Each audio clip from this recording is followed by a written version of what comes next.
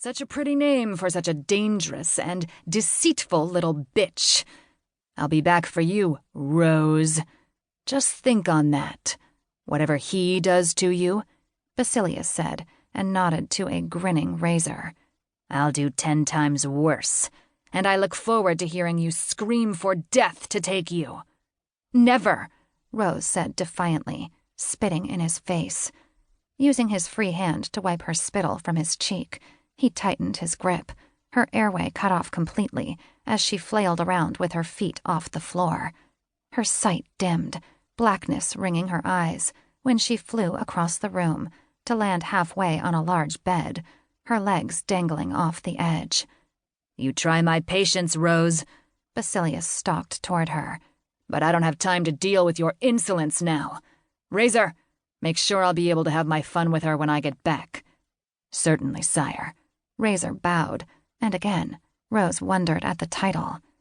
Basilius's face started to shimmer, his eyes small orbs of flame, and his teeth now razor-sharp fangs. This is just a glimpse of my true self, Rose, one you're going to get to know intimately. Rose's skin crawled as his arm snaked forward, his fingers now long, claw-like appendages.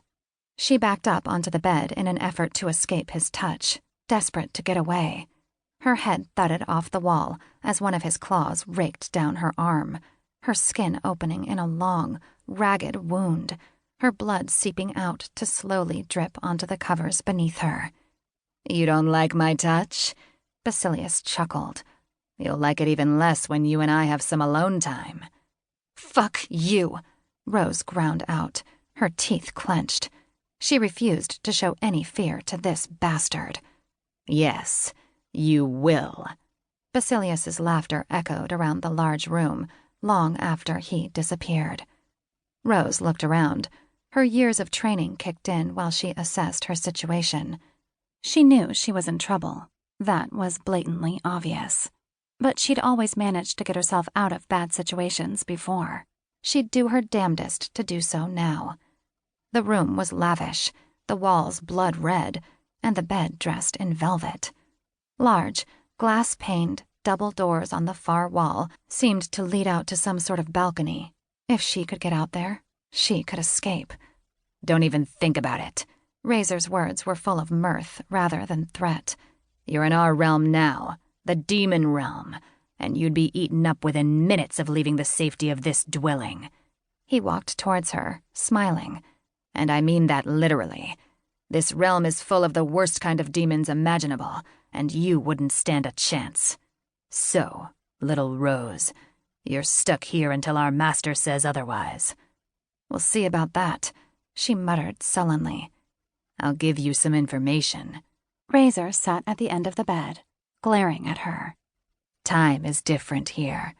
For every hour that passes in the human realm, it's the equivalent of a week here. He paused as her eyes widened in shock. What? She gasped, knowing if that was the case, she was in deeper shit than she'd thought. Yes, Razor said with a salacious grin. I see you're putting the dots together in that gorgeous little head of yours. It means we'll have plenty of time to become acquainted before my king returns. Rose's face closed down, refusing to allow this fucker to see her anxiety and alarm. Razor's hand moved with lightning speed, grabbing her ankle and tugging her roughly towards him. She kicked out, using all her strength, as his body covered hers. We'll become real close, Rose. I'm only sorry I have to keep you in some semblance of good health for his return. Get the fuck off me! She moved her head forwards, snapping it fast and furious, and heard the satisfying crunch of his nose as she headbutted him. Razor's hand snatched up, gripping her throat fiercely. You better learn to behave, or I'll take great pleasure in punishing you, bitch. Rose couldn't answer, her airway once more cut off. Her lungs burned as they tried to suck in some life-supporting oxygen. A moment before she passed out, he released her, standing to glower down at her. There'll be one other contact for you. One of our slaves will bring you food and water, and I'll be back to see you soon. I've got some things that need